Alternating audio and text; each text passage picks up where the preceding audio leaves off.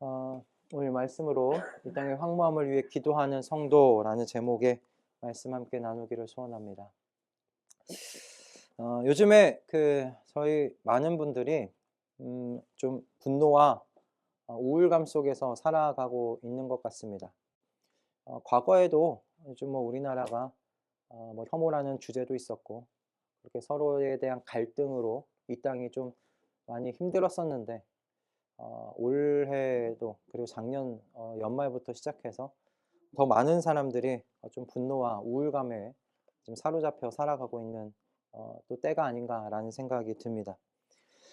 특히 모든 사람들에게 어떤 의미에선 평등해야 할 이 법이라는 것이 권력을 가진 사람 앞에서 참 무력하게 집행되지 못하고 이렇게 흔들리고 그리고 무너지는 그런 모습을 보면 너무나 가슴이 아프고 그리고 좀 화가 나는 것을 경험하게 됩니다. 제가 그렇게 마음 가운데 어 답답해하고 있는 줄 몰랐습니다. 지금 이 시대를 답답해하고 있는 줄 몰랐는데 제가 제 나름대로 '많이 답답해하고 있었구나.'라는 것을 알게 된 게 금요일 아침이었어요. 금요일 인제 새벽에 일어나는데 원래 새벽에 그냥 일어날 때는 그냥 잠에서 깨면서 그냥 하나님께 간단하게 기도하면서 이렇게 깨거든요. 근데 금요일 아침에 저도 모르게 입에서 뭔가 흥얼거리면서 깨는 거예요. 찬양을 하면서 깨더라고요. 근데 뭘 찬양했냐면 "이 땅의 황무함을 보소서 은혜의 하나님"이라는 이 부흥 이 찬양을 하면서 제가 깼더라고요. "이 땅의 황무함을 보소서, 이 땅의 황무함을 보소서." 계속 그 이야기 그 가사가 계속 입에서 맴도는데 '아 내가 나도 모르게 참 마음으로 답답해하고 있었구나.'라는 생각을 좀 해 보게 되었습니다. 그래서 계속 그 찬양을 부르면서 그리고 마음 가운데 하나님께 좀 그 자리에서 계속 새벽에 기도를 했어요. 근데 또 금요일 그날 어떤 일이 있었는지 아시죠? 영장 집행이 있었습니다. 근데 영장 집행이 무산되는 것을 보면서 참 마음이 무너졌던 그날이었습니다. 그리고 이어서 나오는 그 뉴스들을 보면서 저와 같은 마음으로 가지고 있는 분들이 참 많았겠다라는 그런 생각이 들었어요. 그리스도인들 안에서도 답답한 심정으로 무너지는 마음으로 이 상황을 함께 보고 계시는 분들 계시리라 라는 생각이 들었습니다. 그래서 오늘 어떤 말씀을 우리 함께 좀 나누면 좋을까 생각을 하다가 이 느헤미야 이 본문을 좀 붙잡게 되었어요. 하나님께서 오늘 이 말씀으로 우리에게 지금 기도에 대한 공동체에 대한 기도, 중보에 대한 기도를 우리에게 말씀하시고자 오늘 이 느헤미야 본문을 잡게 하신 것이 아닌가라는 생각이 들었습니다. 오늘 말씀을 통해서 우리 각자 개인이 또 개인에게 또 주어진 삶의 짐들이 있잖아요.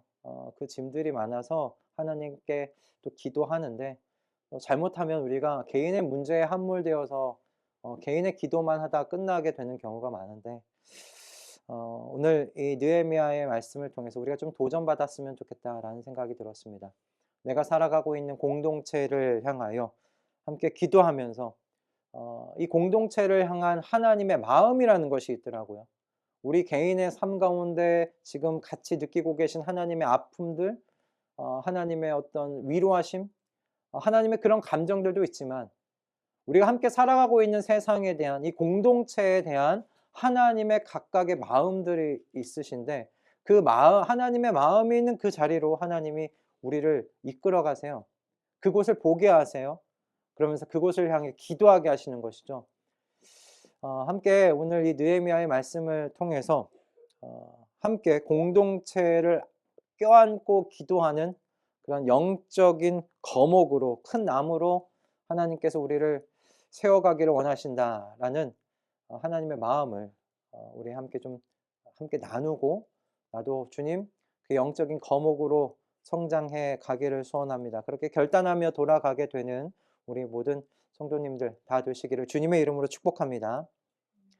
오늘 본문을 보면 앞에서 이야기했지만 주인공은 느헤미야입니다. 이 느헤미야가 여러 면에서 좀 신기한 사람이에요. 느헤미야가 지금 느헤미야의 시대가 이 예루살렘이 다 무너지고 예루살렘이 망하고 몇 년이 흘러 있었냐, 한 140여 년이 흘렀다라고 봅니다. 정확하게 141년이라고 이야기하시는 분들도 계시는데 그건 모르겠어요. 그렇게 정확하게는 이야기할 수 있을지 모르겠지만 우리가 보는 거 한 140여 년으로 봅니다. 140년이 흐를 정도면 여러분 이 느헤미야는 이민 3세 정도 우리가 됐다라고 볼 수 있지 않겠어요? 그죠? 이민 3세 정도 됐겠다라고 볼 수 있을 텐데 여러분 이렇게 오랜 시간 조국 고향에서 떨어져 산 이민 3세입니다. 이민 3세가 여러분 한번 생각해 보십시오. 조국의 문제에 어떤 조부모님 될 것 같은데 내 부모도 아니잖아요. 조부모님의 이 고향, 나라의 문제를 놓고서 여러분 고민하고 마음 아파하는 이민 3세 여러분 얼마나 보신 적 있으십니까? 1.5 세대만 해도 그렇게 어떤 그 부모 세대의 고향에 대해서 그렇게 마음 쓰지 않습니다. 조국의 문제에 그렇게 마음 쓰지 않아요. 게다가 이 느헤미야가 어떤 사람이냐면 이민자인데 성공한 이민자입니다. 진짜 성공한 이민자입니다.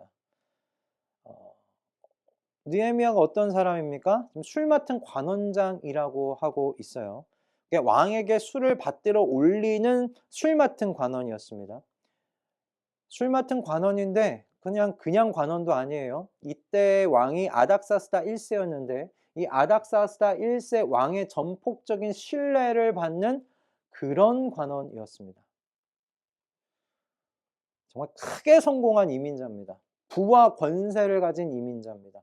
그런데 이렇게 크게 성공한 이민자가 망해버린 조부모, 부모의 나라에 대해서 고민한다는 거, 여러분 그거 쉬운 일 아닙니다. 그거 되게 정말 간혹 일어날 수 있는 그런 희귀한 일입니다.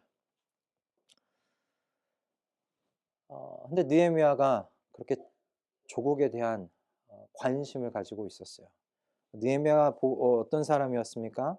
오늘 본문을 보면 예루살렘이 지금 어떤 상황 가운데 있는가에 대하여 늘 안테나를 세워두고 살았던 사람이라는 것을 우리가 볼 수 있어요.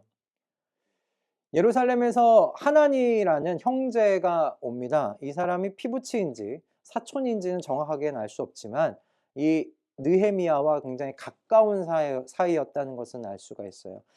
이 사람이 예루살렘에서 왔다는 소식을 듣고 이 느헤미야가 하나니를 불러서 가장 먼저 물어보는 것이 안부도 아닙니다. 예루살렘이 지금 어떤 상황인지를 물어보고 있는 것을 보게 됩니다. 그렇다는 얘기는 이 느헤미야가 평소에도 늘 이 예루살렘 지역, 이스라엘의 예루살렘이 지금 어떤 상황 가운데 있는지에 대해서 늘 관심을 가지고 있었다는 것을 우리가 알 수가 있죠. 그래서 이 하나니를 통해서 들은 예루살렘의 상황, 그것을 듣고 예루살렘의 실제를 듣고서 느헤미야가 이제 기도하는 것을 우리가 오늘 본문의 말씀 속에서 읽었어요. 거룩한 열정을 가지고 슬픔 속에서 하나님 앞에 기도하고 있는 느헤미야를 우리가 오늘 본문 속에서 발견을 했습니다.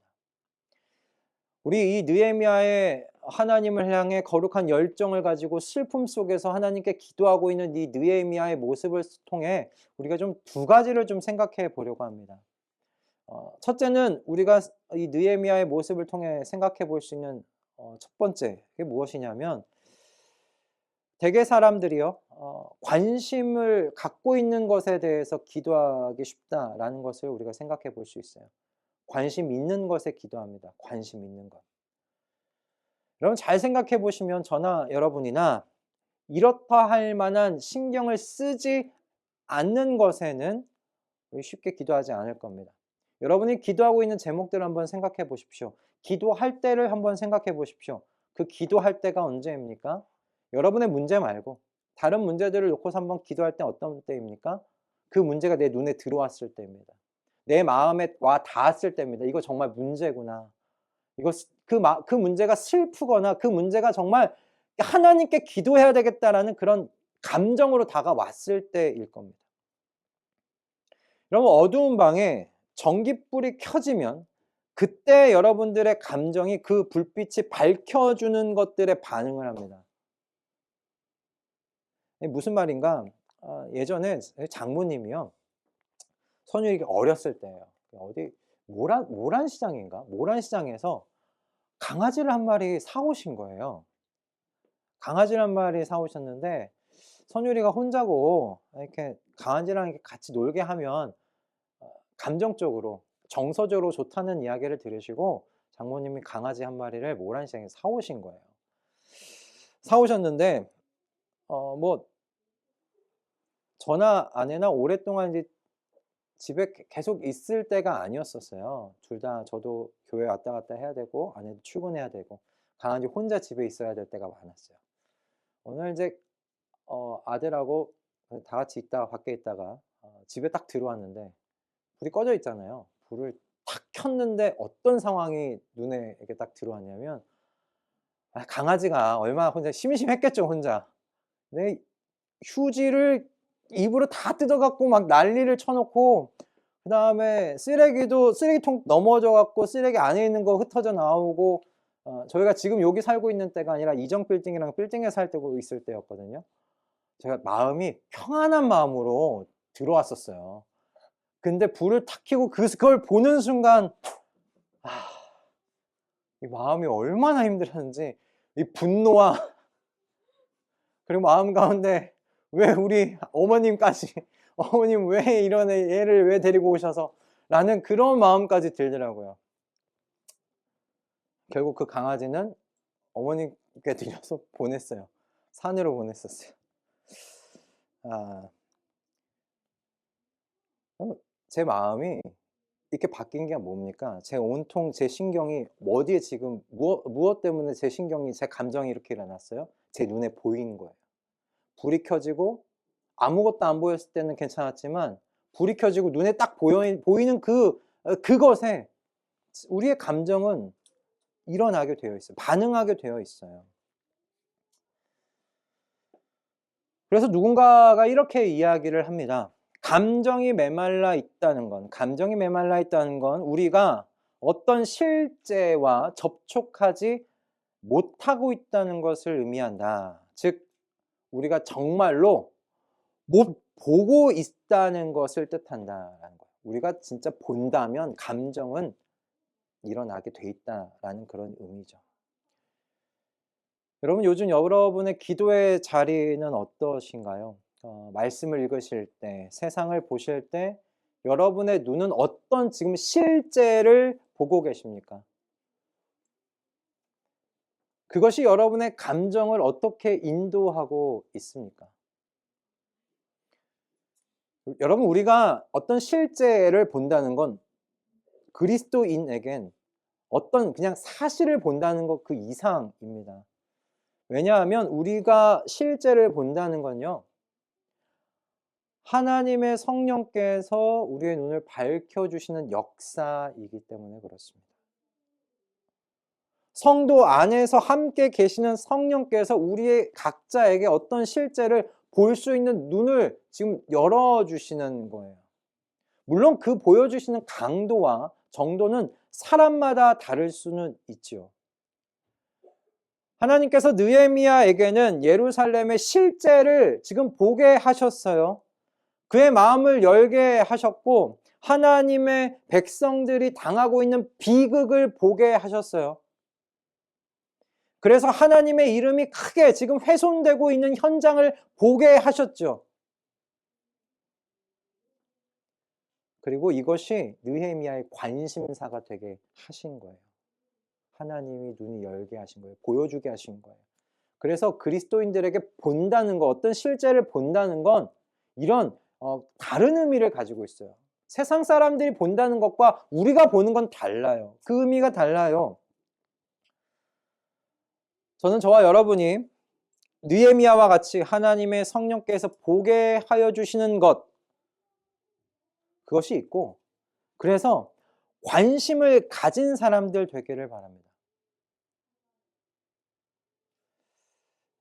감정이 메말라 있는 기도의 자리가 아니라 느헤미야와 같이 뜨거운 어떤 감정을 가지고 기도할 수 있는 그런 실제를 가진 사람들이 되기를 소원합니다. 제가 금요일 그 아침에 기도가 아직도 생생해요. 이 땅의 황무함을 보셔서 긍휼의 하나님, 자비 하나님, 이 땅을 새롭게 해 주십시오. 하나님. 메말라 있는 감정이 아니었어요. 하나님께서 보게 해 주신 것이죠. 열게 해 주신 것이죠. 우리는 우리 모두의 기도의 자리가 메말라 있지 않기를 소원합니다. 메말라 있지 않기를 소원합니다. 하나님의 성령께서 보여주시는 우리 내면의 실제도 좋고요. 우리가 살아가고 있는 세상의 어떤 실제도 좋습니다. 그 실제를 만나고 봄으로 말미암아 터져 나오는 감정으로 하나님께 거룩한 열정으로 슬픔으로 기도하는 저와 여러분이 되기를 주님의 이름으로 축복합니다. 물론 항상 우리가 그런 열정 가운데, 그런 뜨거움 가운데 거할 수는 없어요. 메말라 있을 때도 있습니다. 그때도 우리는 여전히 기도해야 합니다. 하지만 우리가 가지고 있는 이 감정의 온도라는 것들이 우리 자신의 영적인 온도계로 사용될 수 있다는 사실을 여러분 기억하십시오. 내 마음의 영적인 감정의 온도가 지금 낮다, 높지가 않고 낮아져 있는 상태다. 여러분, 우리의 영적인 상태일 수 있습니다. 하나님이 보여주신 실제를 우리 놓치지 않고 그것을 보면서 하나님께서 인도하시는 그 기도의 자리로 이끌려 가시는 저와 여러분 다 되시기를 주님의 이름으로 축복합니다. 그런 2025년도가 되시기를 주님의 이름으로 축복합니다. 두 번째로 우리가 느헤미야 행동을 통해서 보고 생각할 수 있는 것은 무엇이냐면 이것이 좀 특별한 부분입니다. 뭐냐면 하나님께서요, 우리의 관심사를 모으시기 위해서 일하신다는 겁니다. 하나님께서 우리의 관심을 모으시기 위해 일하시는 거예요. 여러분, 이게 되게 중요합니다. 내가 내 의지로 눈을 열어서 바라보는 것이 아니라요, 하나님이 보게 하신다는 거예요. 그건 하나님이 일하신다는 뜻입니다. 너가 이걸 봤으면 좋겠어. 그렇게 하나님께서 관심을 가지고 우리에게 밀어 넣어 주시는 거예요. 이거 봐봐, 이거 봐봐, 이거 봐봐. 밀어 넣어 주시는 거예요. 우리는 하나님께서 말씀하고 계시다는 것을 항상 의식하지는 못해요. 우리가 얼마나 종종 우리 자신의 문제에 함몰되어서 살아가고 있는지 우리 스스로가 잘 알고 있지 않습니까? 내 문제에 함몰되어 살아가요. 내 삶의 문제도 참 많기 때문이에요. 우리 삶의 문제가, 우리가 처한 상황의 문제가 녹록하지 않기 때문이기도 하지요. 그러나 우리의 삶의 문제, 그것에만 우리가 함몰되어 살아가면 우리는 늪에 빠져 살아가는 것과 같이 됩니다. 한번 생각하기 시작하면 끝도 없고 해결에 대한 답도 없는 문제를 그냥 가지고 살아갈 수밖에 없게 되는 거예요. 그냥 그러다 보면 그래서 우리의 관심이 온통 그 내 생활의 울타리 안에 갇혀버리게 되는 겁니다. 하나님께서요, 우리의 이런 연약함을 잘 아세요. 그래서 하나님께서요, 우리에게 관심을 모으시기 위해서 일하신다는 거예요. 계속 보게끔 해주신다는 거예요. 저는 느헤미야에게 전해진 이 예루살렘의 끔찍한 소식이 하나님께서 느헤미야 안에서 그의 관심을 모으시기 위한 하나님의 열심의 일, 열심의 결과라고 생각합니다. 저는 하나님께서 앞에서 말씀드린 대로 이 세상의 어떤 실제들요, 그죠? 불을 탁 켜갖고 우리의 눈에 보이게끔 하시는 그 실제를 하나님이 보게끔 인도하신다고 생각합니다. 그렇게 하나님의 마음을 우리에게 전하시는 거죠. 그래서 우리가 실제를 본다는 건 성령의 밝혀주심을 본다는 것이고요. 그건 우연히 보게 되는 것이 아니라는 사실을 여러분 기억하셨으면 좋겠습니다. 제가 예전에 동탄에서 위치한 교회에서 그 사역할 때의 일이었어요. 그곳에서 인제 매년 봄이면 강사를 초청해서 좀 그 성도님들로 하여금 듣게끔 하는데, 그때 제가 섭외해서 초청했던 강사님 성함이 기우진 대표님이었습니다. 그분이 어떤 사역의 러블리 페이퍼라는 사역을 좀 하시면서 그런 회사 NGO죠. 회사체를 운영하면서 계신 대표였어요.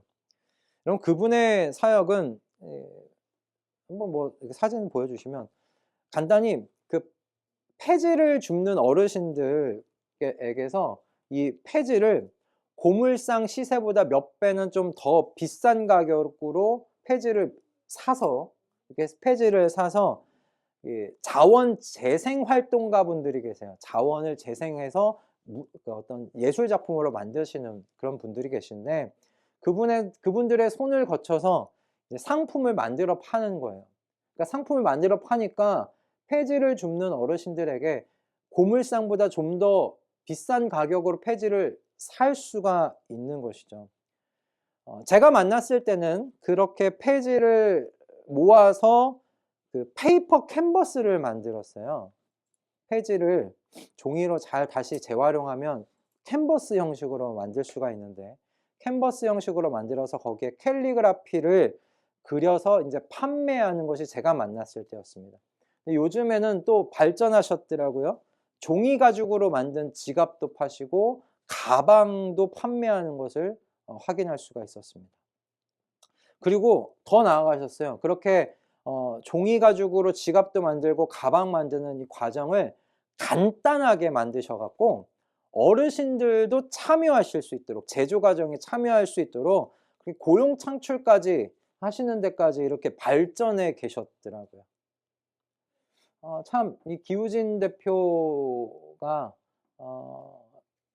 노인층이 점점 많아지는 이런 시대 속에서 참 좋은 아이디어를 가지고 이런 일들을 참 잘 진행해 가고 계시는구나 알게 되었습니다. 그런데 이 기우진 대표가 이 사역을 처음 시작하게 된 특별한 계기가 있어요. 그게 뭐냐면 평범해요. 이런 폐지를 주우시는 어르신들 여러분들도 종종 보시지 않습니까?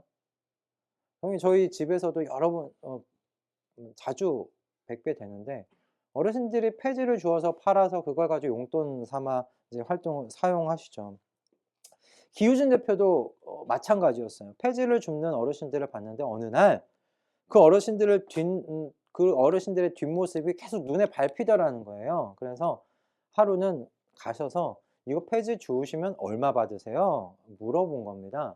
그랬더니 뭐 "얼마 받는다." 근데 너무 턱없이 가격이 싼 거예요. 얼마를 못 받으시는 거예요. 하루 종일 그렇게 일하시는데. 그래서 그게 기우진 대표가 마음이 그냥 아프셨던 거예요. 그래서 받으신다는 그 돈보다 몇 배를 더해서 드리고 폐지를 샀대요. 뭘 해야지라는 계획도 없었어요. 그냥 폐지를 그냥 산 거예요. 그리고는 집에 얼른 들어가서 쉬시라고. 그렇게 이 일이 시작이 되었던 겁니다. 그런데 계속 그렇게 혼자는 할 수가 없으니까 '어떻게 하면 이분들을 도와드릴 수 있을까? 어떻게 이 어르신들을 도와드릴 수 있을까?' 고민하다가 자원재생 활동가분들, 그런 작가분들을 알게 되었고, 작가분들과 연계해서 페이퍼 캔버스에다가 작품을 만들어서 파는 그런 일들을 시작하면서 그 돈들이 돌게끔 한 거죠. 저는 기훈진 대표의 이 사역이 하나님께서 성령을 통해서 보여주신 실제에 눈을 떼지 않고 주목한 결과라고 저는 생각했습니다. 그리고 저는 하나님께서도 우리에게 지금 이렇게 일하고 계신다고 믿습니다. 저나 여러분이나 우리 모두에게도 매일같이 하나님께서는 실제를 보여주십니다. 세상에 대한 실제, 아니면 이웃에 대한 실제를 보여주고 계세요. 무너진 마음의 실제를 보게 해주실 수도 있고, 지금 약하고 병든 마음의 실제를 보게끔 해주실 때도 있고, 세상의 좀 어두운 곳을 보게끔 해주시는 그런 실제들도 있을 겁니다. 저는 그 모든 보게끔 해주시는 것이 하나님께서 우리의 관심을 모으시기 위해 일하고 계시는 그 과정이라고 생각합니다.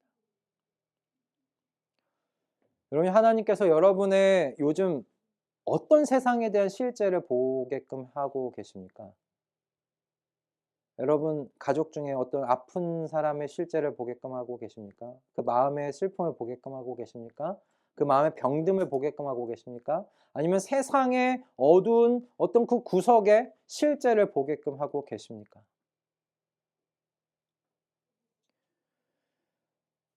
그 실제를 통해서 요즘 여러분들은 하나님의 어떤 마음과 지금 교통하고 계십니까? 여러분 자신의 마음과만 통하지 마시고 하나님의 마음과도 통하시는 저와 여러분 되기를 소원합니다. 요즘 나라가 정말 시끄럽습니다. 제가 정치 얘기 정말 잘 안 하는데 정말 너무 답답해서 금요일 그리고 토요일 이틀 동안 마음 가운데 운전하면서 어떤 마음이 들었냐면, 나가서 우리가 끌어내자고 이야기해야 되나 라는 생각까지 하게 됐었어요. 지지자들 뒤에 숨어서 관저 속에서 법치를 무너뜨리고 정의와 공의를 흔드는 인물에 대한 이야기를 듣는 게 너무 싫었고요. 그리고 더 싫었던 건 그 태극기를 흔드는 그런 관저 앞에 모여있는 사람들 중에 그리스도인들도 참 많이 섞여 있다는 이야기 듣는 것도 참 싫었습니다. 그런 이야기 듣는 게 참 참담했습니다. 뭐 어디 그뿐입니까? 우리 공동체 가족들의 삶의 이야기 속에 있는 문제들을 또 생각하면 마음이 무겁고 답답하기만 합니다. 그리고 나아가 저와 교제하고 있는 공동체 이 밖의 사람들과의 삶의 문제들도 듣게 되는데 그것 또한 참 마음이 무겁습니다. 오늘 마음속에 이 느헤미야를 묵상하면서 이게 그냥 보게끔 한 것이 아니라 하나님께서 이 실제를 보게 하시는 것이었구나. 이 실제들에 대하여 생각하라고 보게 하셨구나. 이 실제들 속에서 감정을 느끼게 하시는 이 모든 것이 하나님께서 저로 하여금 기도하게 만드시는 하나님의 섭리셨구나 생각하게 되었습니다. 그렇게 하나님의 그 임재 속으로 이끄시는 하나님의 방법이시구나 생각하게 되었어요. 제가 한 2주 전이었을 겁니다. 전에 제가 하나님의 사랑을 아는 것은 가만히 말씀 묵상하고 말씀 연구에서는 하나님 사랑 절대 알 수 없다고 제가 이야기를 나눴었는데 여러분 기억하시는지 모르겠어요. 하나님의 사랑을 알고 그 사랑 안에서 성장하려면 무엇이 필요한가? 사랑할 수 없는 사람을 사랑하려고 품을 때 그런 사랑의 실천 속에서 우리가 사랑을 안다고 말씀을 드렸습니다. 그 이유는 그렇게 내가 아파야 나를 안으려고 아파하셨던 하나님, 그 하나님의 마음에 10,000분의 1이라도 헤아릴 수 있겠다라는 것이었죠. 내가 찔리고 아프지 않으면 하나님께서 어떻게 찔리고 아프셨는지를 알 수가 없는 것이죠. 오늘 말씀을 통해서 우리가 좀 얻어가야 하는 것은 시대의 영적인 거목으로 성장하기 위해서는 하나님께서 보여주시는 그 실제들에 눈 감지 않고 주목하며 기도의 자리를 이어가는 것에 있다는 이 사실입니다. 여러분, 하나님께서 보여주시는 실제에 눈 감지 마십시다.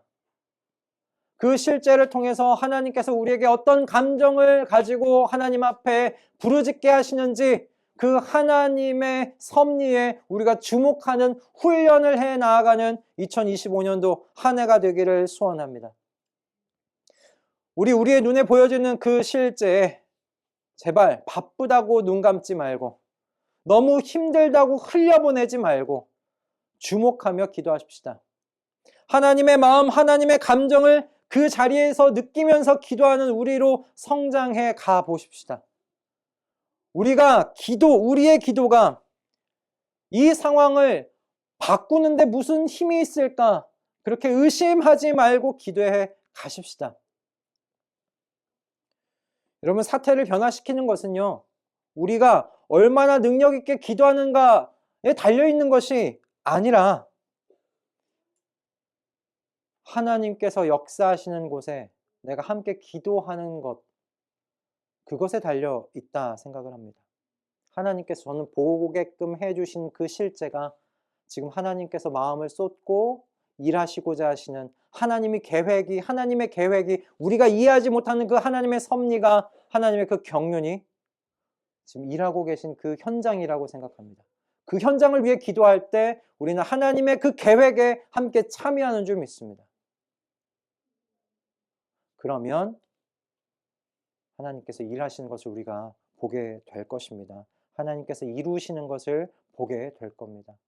그렇게 하나님의 계획에 협력하여 나아가는 기도, 그 기도를 우리 올 한 해 해 나아가 보십시다.